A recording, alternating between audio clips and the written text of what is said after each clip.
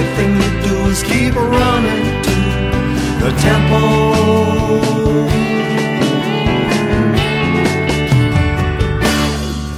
And the time.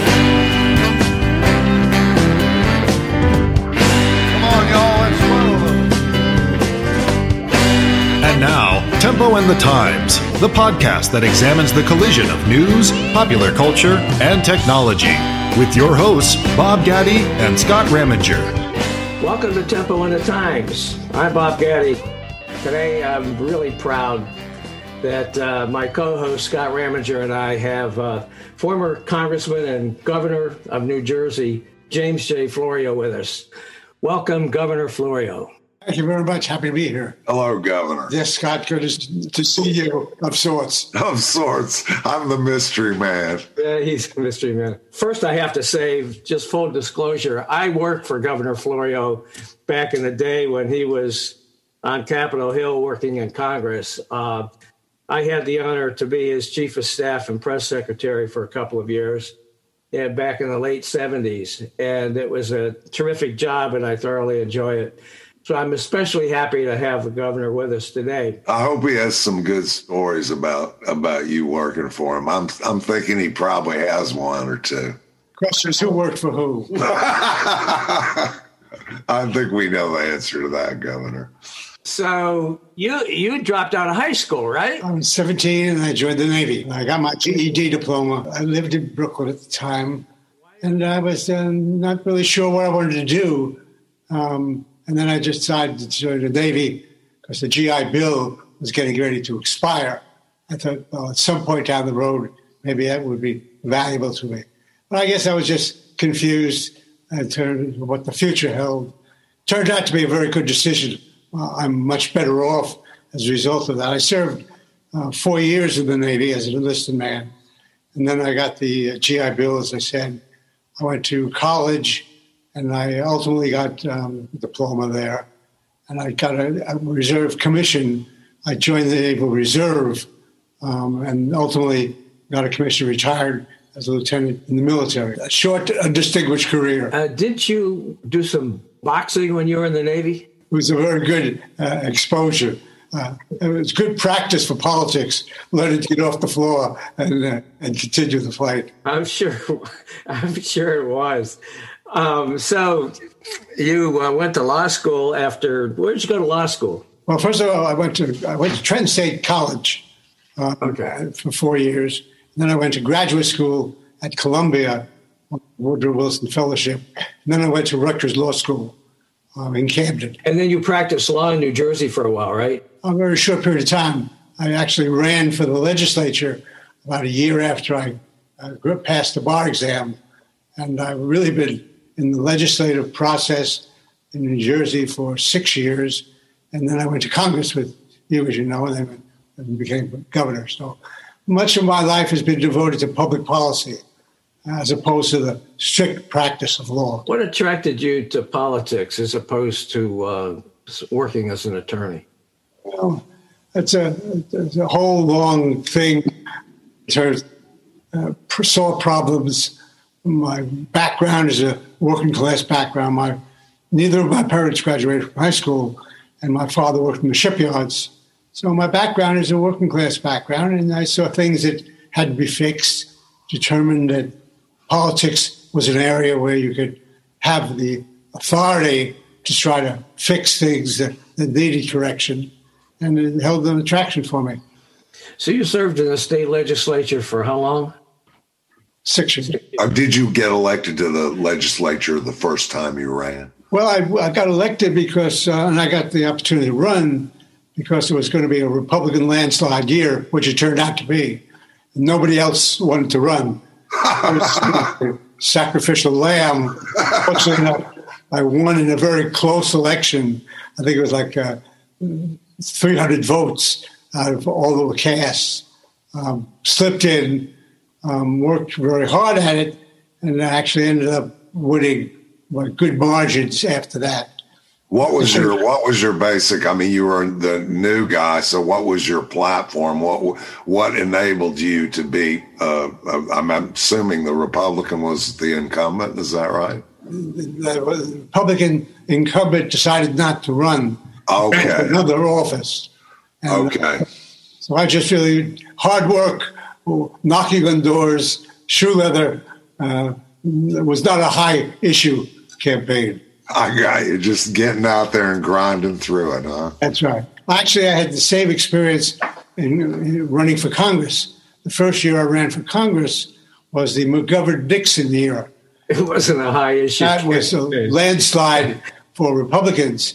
I ran and lost, but I lost by a very close margin. The next election I ran in was the Watergate year. So I've been on both sides of landslides.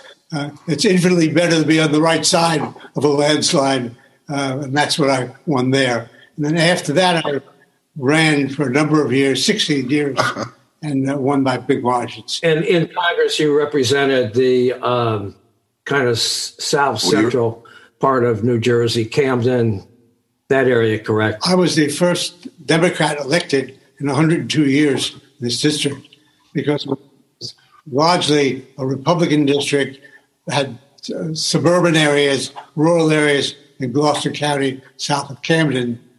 Since that time, Democrats have just exclusively won the district. So we've converted the district to a Democratic district. That's remarkable, especially in this era of Donald Trump. Well, he turned out to be not exactly an asset on the Republican side. Isn't that the truth? Governor, what would you say if you had to look back on both your career in Washington and your governorship, what would you say were your two proudest accomplishments? Clearly the proudest was our fight with the NRA and the gun lobby. When I came into office, against the advice of everyone, I said that we wanted to get rid of assault weapons. But you may recall, this may not, in 1989, there was a shootout in California where school was attacked by a crazy guy with an assault weapon, killed a number of young people in the school.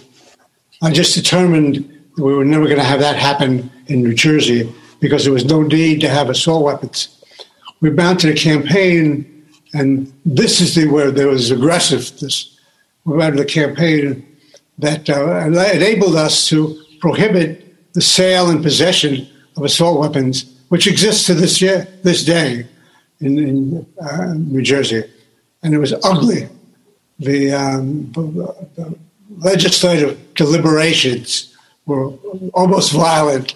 We had really difficult times, but we prevailed. And I was able to get the legislature to do this. Well, you vetoed legislation to overturn that. Well, the legislature changed. The NRA was very much involved in the campaign. Right. And they elected a legislature. There was a veto-proof Republican legislature committed to repealing. They actually repealed. I vetoed the repealer, so the contest came down to whether they could override my veto. Right. They had the numbers to do it, but we waged a campaign, going around the state, engaging people, organizations, teachers, nurses, doctors, policemen, and citizens. And to make a long story short, we prevailed. They couldn't override my veto. As a matter of fact, we were so successful in mobilizing the people of the state that not a single member of the legislature voted to override my veto. That was my proudest moment because it made me appreciate the fact that there is the capability of getting people engaged in the process, informed about the process, and prevailing even against highly organized, very effective opposition. Well, I think that makes an interesting kind of segue into one of the things that we're really talking about on Tempo and the Times.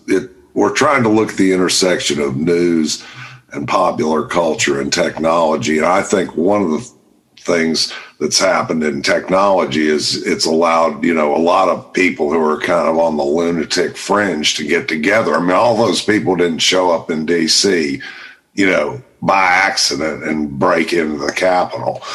And the other thing that we've really kind of been delving into is this idea that for both Bob and I, who spent long careers in DC, the change in tenor, the difficulty in any kind of getting anyone to cross the aisle and vote. I mean, it's become our system. It appears to me the power has been funneled to the leadership of the party, and no one can cross the line. If they do, they're banned forever. And I'd just like to get, some thoughts from you on that whole subject. Yeah.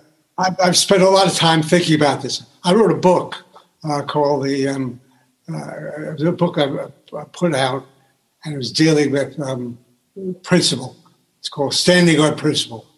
And the key theme of the book is that if you want to have good public policy that is in the public interest as opposed to special interests, the key to success in that effort is getting real people engaged and informed, engaged in the process, because it's called participatory democracy, which is another way of saying the system doesn't work unless we all go out and work at making it work.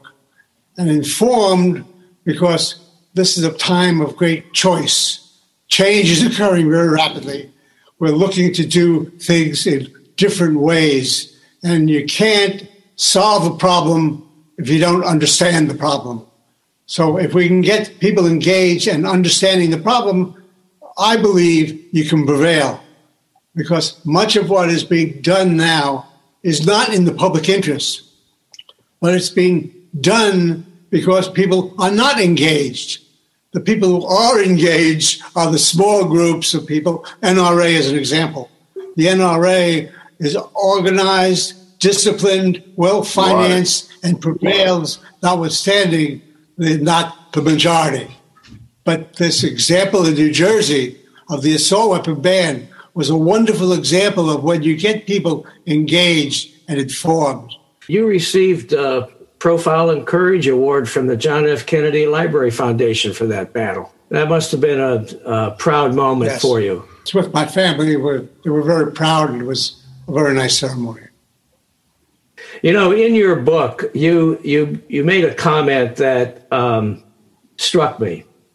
You said, "I look forward to another day when public servants who follow the dictates of their conscience are regarded not as heroes worthy of awards, but simply as men and women worthy of the offices in which they are entrusted." I did. Seems to me that those words would be well taken today by people who serve. Well, I mean, it's such an example of the common sense part of dealing with problems in a time of change. Trump is a wonderful example. I mean, Trump came entirely too close to being able to prevail. If he had another 4-year term, I would be concerned about the well-being of this nation. I would too. I mean, this whole experience with Trump has resulted in me not being sure anymore that it can't happen here. Reviewing things that happened to other countries in the 30s in Germany. Very similar. It's entirely too close. And we're fortunate that Trump, who I know very well, I worked with him on a committee, he really came too close to being successful. Fortunately enough, he has an aspect of his whole personality that's self-destructive. My concern is someone comes along with his traits, his skills, without being obnoxious, as he was, dangerous. Right. Yeah, that's true. Well, that kind of gets back to your comment on engagement, because what fascinated me about the whole Trump thing in a the way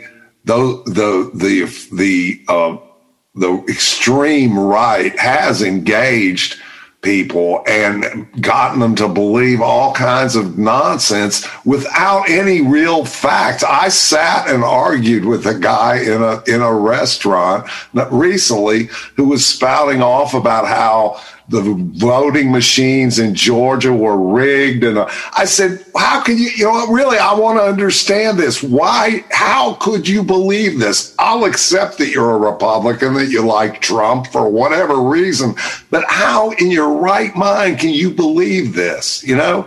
And it's just baffling to me, and I don't understand how we can get past that, you know? Let me suggest to you one of the ways you can address that issue is by, first of course, accepting the fact that we are living in a period of change that is not normal change.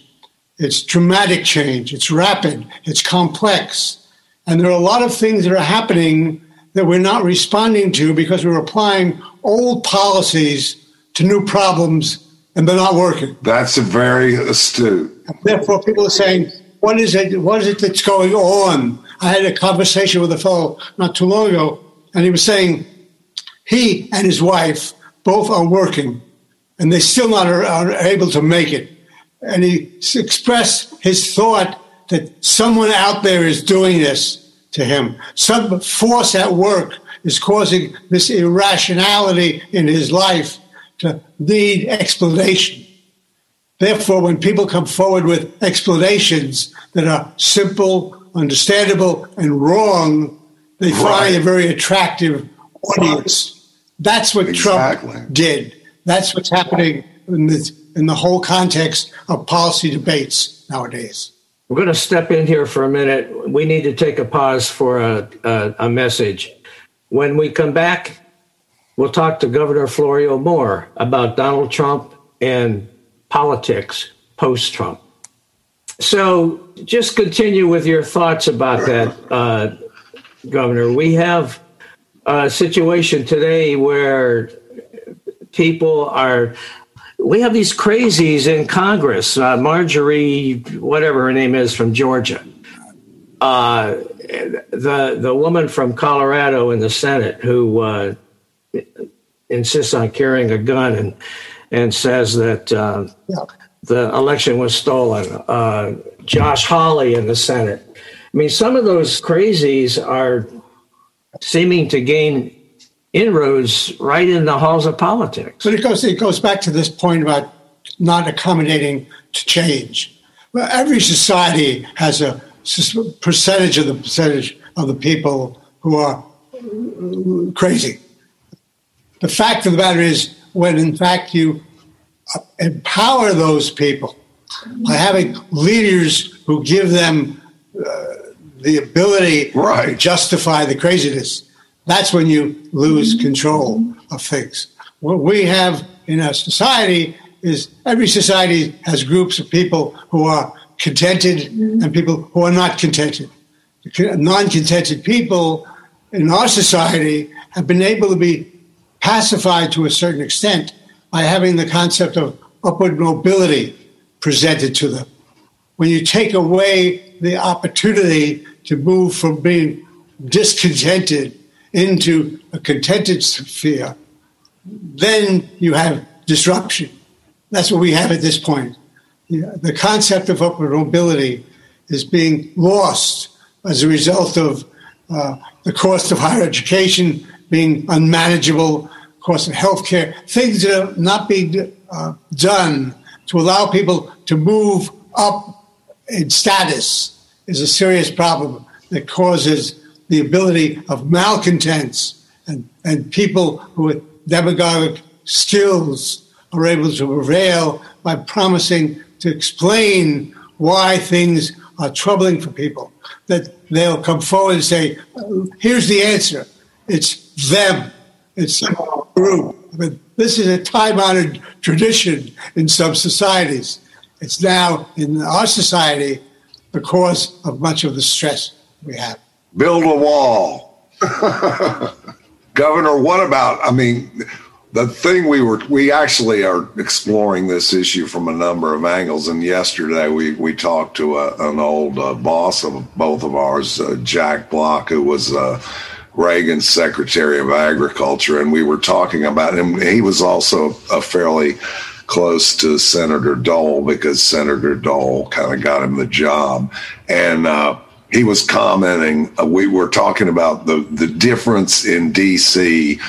in those days and how it is now. And he made a comment, Tip O'Neill and Bob Dole used to go out and have a drink together, and it seems to me that leadership, service to our nation as the president or in the Senate or in the House, it seems to me should come with some obligation not only to represent your constituents, but to represent to try and unify things, to try and pull things together, to try to, reach some sort of meaningful compromise. And that has gone way out of fashion among the people who are running the show, as far as I can see. Do you have any thoughts on that idea?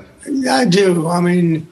Part of what the problem is that leaders or potential leaders are reluctant to come forward with suggestions of what the problems are, an analysis of what the difficulty is, because the problem is becoming so complex. When you say, here is the problem, someone then inevitably is going to say, well, what do you want to do about it? Right.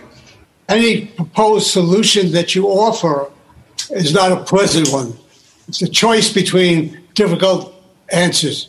And so leadership entails a certain amount of courage to be able to point out what the problem is, because if you point out what the solution is, people are going to come after you.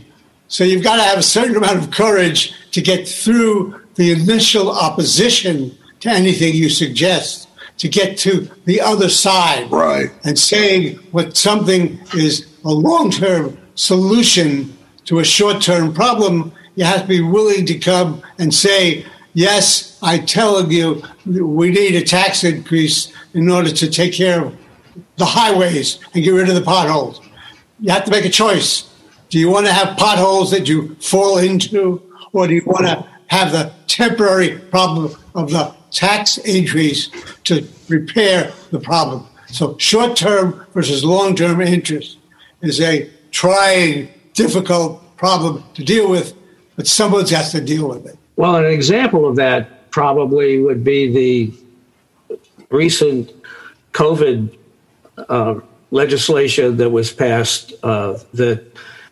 passed with 0 Republican votes. It's a wonderful example. The whole idea that this healthcare problem is going to be dealt with by 50 different states with 50 different standards for them putting into place, it makes no sense whatsoever. But to be able to come forward and say, well, this is the national standard that we're going to have to apply in terms of openings and closings. The epidemic knows nothing about state borders. Why we're doing this state by state, local authorities, makes no sense. Do you think that President Biden did the right thing in pushing the COVID relief package, the $1.9 trillion package, through Congress without any Republican votes? Well, they weren't there. President Obama experienced this project of being jerked around so long by people saying they may consider it, and then at the end, Republicans not supporting anything. That President Biden understood that approach, offer to work with people when they don't see anything on the other side. You can't stand around and wait for them. You have to go do things. Why would it be that with 70% of the American people supporting this package, that not one single Republican voted for it? Well, they're intimidated by the potential of being criticized, again, short-term versus long-term, and therefore they're just not willing to do it. I think President Biden has now understood politically that he should talk about bipartisanship among people as opposed to political people in Washington. So he's saying, as you point out, 70% of the American people and a large percentage of people in the Republican Party support the bipartisanship that is represented in this bill. We're not going to wait for political decisions by political leaders to determine what bipartisanship is. Yeah. Well, it doesn't look like there's going to be much change. Do you think that they need to get rid of the filibuster? I think they probably should. What's the fear? Why don't they do it? Why don't the Democrats just go ahead and do it? Well, they should. And the fear is just taking on the status quo, which the status quo has now been defined as the filibuster being the status quo. That's not justifiable as far as I'm concerned. And if something can't stand on its merits, 51% of the people dictating the outcomes of policy, then you put into question the whole concept of democracy. And that's what's starting to happen now. We're having people say we shouldn't allow the majority to go forward with sensitivity to the benefits, or rather the rights of the minority people to prevail. That's what elections are about. If you lose an election, it's not the end of the world. It's a means of providing you with sufficient insight to what it is you have to do to get a majority. So the next election gives you the opportunity to prevail. What do you think will happen with Trump and the Republican Party? Do you think that Trump will end up being their standard bearer again, or do you think he's finished? What do you think? Well, I think he has this inclination to self-destruct. I think he will self-destruct. That doesn't relieve us of the responsibility to look out for his type of person. I mean, I can think of a couple of people that I know that have those skills, that have a sense of humor. I know one person in particular who I think of as Trump with brains. That is dangerous. So we have to be aware of allowing conditions to deteriorate. I mean, I recently read a book that I read 60 years ago, William Shire's The Third Reich. Read it, and it's scary. Parallels to what we've seen recently. I know. I agree 100% with that. And I know people don't, the Republicans really reject that kind of analogy, but it really fits because Adolf Hitler was not a popular guy in his party initially, and he was able to, collect a bunch of people and have enough power and convince the rich people that he was going to help them out too. The industrialists regarded Hitler as a clown. Exactly. Who would easily be controllable. Obviously, didn't work out. Yeah, well, the Republicans initially thought Trump was a clown, too. But the scary thing is, the idea, I think, that political discourse, politics has always been politics, but you look back in Chicago, look anywhere, I'm sure New Jersey has its share of stories. But, to me, there was always sort of a line, and people went in D.C., they did their jobs, and, I lived next to a Democrat. I was a half-assed Republican for a while. Not anymore, thank you. And it just seemed like it's degenerated to the point where, how can we turn it back around? And I think it all has to do, it's all this technological, the idea that information sources used to be more central, and there were the networks and the newspapers, and sure, some of them went a little left and some of them went a little right, but they weren't going to the AON. But even more fundamental than that, the founding fathers and all of us have always assumed there would be some minimum degree of sensibility and sensitivity to a commitment on basic values. Right. we now have come to appreciate, and Trump is a wonderful example, there are some people who are so shameless that you can't shame them into adhering to some minimum commitment. Exactly. Principle.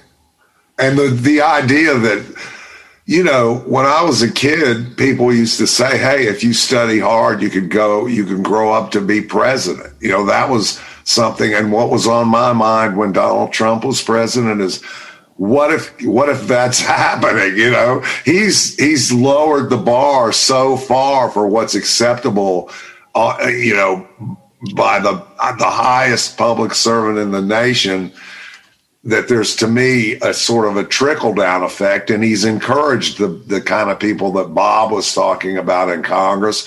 They, you know, if you can be outrageous enough, you can get a lot of attention, and the access to information, and the fact that we couldn't have started a pot. We couldn't be doing this 20 years ago. We couldn't have just said, oh, we're going to make up a program and here's what we're going to talk about. And so there's a good side to it, but the other side is there are a lot of other people who can do that too. And there's a lot of swirling cloud of information out there. And I think it makes it doubly hard to get back to where you're saying we need to go. The attack on the Congress on January 6th is a classic example of that. I mean, that's what they did. They used social media. Trump used social media to stir people up, to further his lie about the election, to convince people that he had been screwed and therefore they had been screwed, and told them to come to Washington and fight. You served on Capitol Hill. Those halls must be hallowed to you. The House chamber where you worked.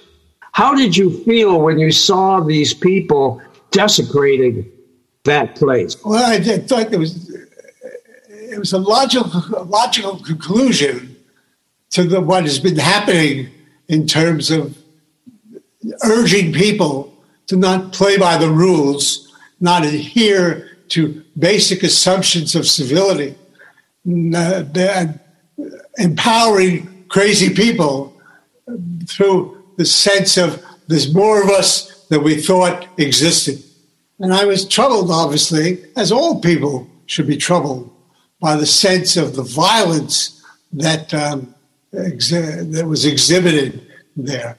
And therefore, engaging myself, I've been engaged, but feeling a responsibility to go out and work harder than I've been doing recently. Right. And to me, that was the moment when you said something about crossing a point where you thought, oh, it could happen here. You know, in other words, I never thought that the government of the United States could be overthrown or disrupted in that way.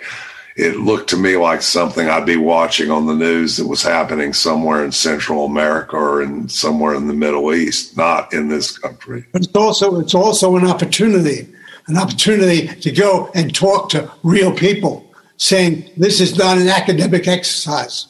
This is something we all have an investment in. We're getting back onto the right track, and it's not going to happen if you don't take part in the process of getting us there.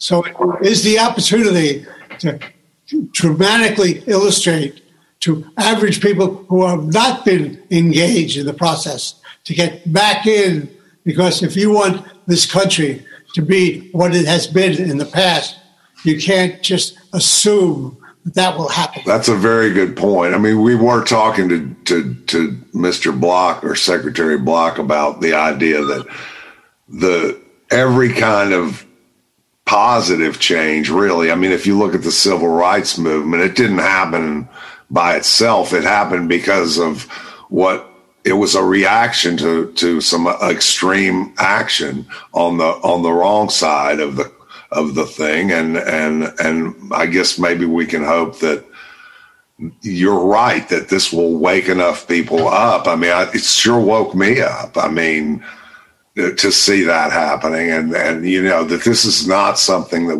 if you're a thinking person who cares about this country, no matter what your politics, are, whether they're conservative or liberal, that this is unacceptable, and we've got to do something to get back toward more civil discourse. Let me give you two examples of things that I think are optimistic.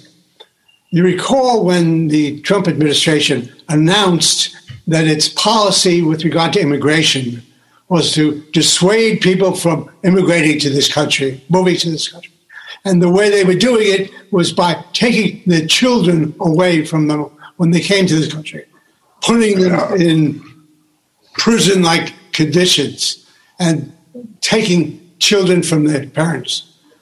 That was publicized, and in the matter of a couple of days, the American people, Democrats and Republicans, liberals, conservatives, said, this is outrageous. You can't do this. Therefore, we're rebelling against the Trump policy. In the space of about a week, Americans were so engaged and informed about the outrageousness of this policy, the policy was reversed. There's a good example of where people get engaged, understanding something is wrong, and it changes. The second example is one that has not happened yet, but I think is going to happen with regard to violence and gun violence. I think that people have come to understand as a result of all these shootings in the schools and things of that sort, something's got to be done. And people are now engaged in being concerned about gun violence. Our governor in New Jersey, Governor Murphy, was the first person I know of who affirmatively ran for election, promising to do something about gun violence. He got elected. He was successful. He's actually done some things in this area, and that's a good omen for the future, dealing with gun violence. So going back to your analogy about one of the things that disappointed me, and I think disappointed Bob as well, is the fact that I guess I thought at some point the Republicans in Congress and the Senate were really going to stand up to Trump a little harder than they did ever, even toward the end there after the Capitol violence. And there were a number of people who were sort of apologists for that, I felt. But if I'm hearing you correctly, what you're saying is that you have to change things from the grassroots. In other words, those people in Congress are not going to you got the Republicans to not vote to override the veto by going to the grassroots. Is that what needs to happen in this country to change things in the Capitol? I think our President Biden, has the capability and the inclination to be out there being a leader who is going to be a leader who is willing to talk about doing tough things to deal with the long-term interests of the nation. I think he's been making reference now recently to Franklin Delano Roosevelt. I think that is the model.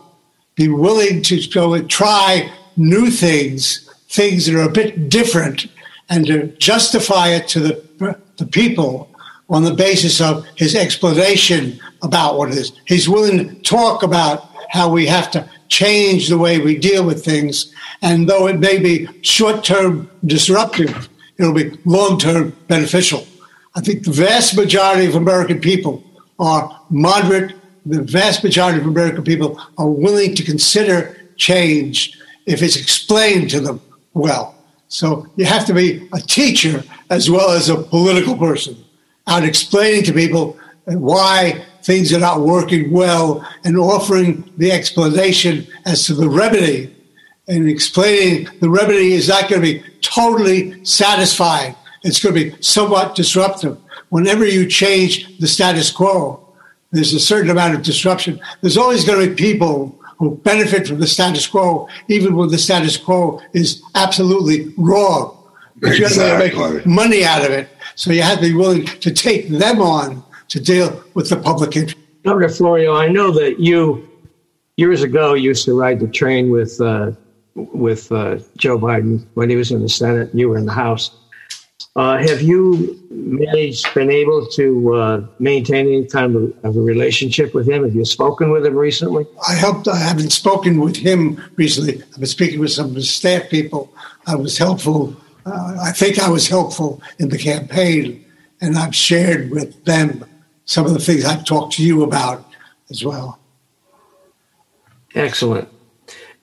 So can you tell us, you seem very engaged in what's going on today. Tell us what you're up to now. What do your days look like today? Well, for example, I'm intimately involved in offshore wind energy production, clean energy production. I'm working with a company that is doing that sort of thing. And I'm very optimistic that this administration is going to be supportive of clean energy, and particularly offshore wind. New Jersey is one of the leaders in this area. We've authorized construction of a facility off the coast of Atlantic City. Well, you know, Governor, that those windmills kill birds. That's what Donald Trump said. Well, it's interesting. I've been to Denmark, where they rely upon offshore energy. The Denmark Sierra Club and Audubon Society are very supportive of the birds are not stupid. Birds are not stupid. That should be the slogan. I think you've come up with the ad for the windmill company. Just a picture of a windmill and a bird looking at it. I had a couple other questions before we could let you go, unless you have to. If you have to split, tell us. The situation today with Governor Cuomo, I just wonder if you think that the way the Republicans responded to Donald Trump's sexual endeavors and the way the Democrats are responding to Cuomo's, they're quite different. And I just wonder if you think there's some hypocrisy there on the part of the Republicans. Probably, but of course there's hypocrisy. I guess my response to the current dilemma is that the whole idea of let's find out what we're talking about. Let's find out what's real, what's not. Again, you can, if there were behaviors that were not appropriate, clearly can't be accepted. The question is what's appropriate and what's not appropriate. If there's a dispute, get to the bottom of what the dispute is, find out what the facts were, and then act appropriately on the basis of the facts. Well, it's got to be really hard as a political leader when you have people all around you, people of both sexes, and you become friends and friendly with them. I know that on staff, we were like a family. And now today, it seems like some of the things that just seem to be normal are now being called into question. Well, this is a good example of what I spoke about before. We're applying old policies to new problems. Right. And not working. Here's a good example. Old policies allowed for conduct that was acceptable, but is now not acceptable. So we have to put in new policies to deal with the new problems.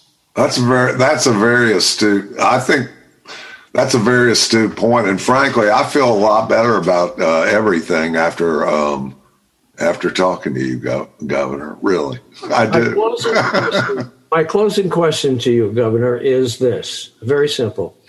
Are you optimistic about the future that we'll be leaving behind for our kids and our grandkids? I'm optimistic if we can get the leadership to engage in the process and be willing to take on the task of explaining how hard things are to resolve, but they can be resolved. If you're willing to get people to understand the problem and understand what the options are. I mean, I used to, and you remember this, Bob, I used to have these town meetings, and I'd go out and as objectively as possible as I could be, I would explain the alternative paths and then conclude by saying, my thought is, on balance, this is the path we should follow. What do you think? And then the town meeting would take place where people would give me their thoughts. I would benefit from the thoughts. I'd reject some thoughts, but ultimately come out with a decision that really reflected the people that I was representing. That's the approach that we have to have out of leadership in the Congress and the presidency and in local governments, having people sort of look at the choices, make their decisions as to what they think was best, and then support or reject whatever the decision makers come up with. That's an approach that leads me to be optimistic about the future. If my assumptions are wrong and what we've experienced in the last 4 years under Trump is going to be the prevailing approach, that's pessimistic.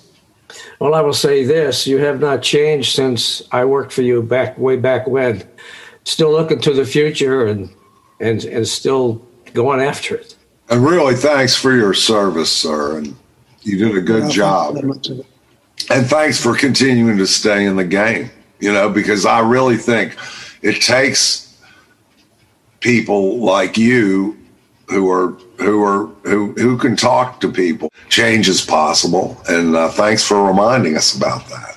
And thank you for joining us today on Tempo in the Times. Keep up the good work. Thank you, sir. The only thing to do is keep running to the tempo.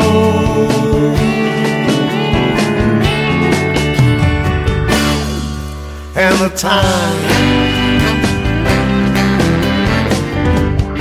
Come on, y'all, let's roll.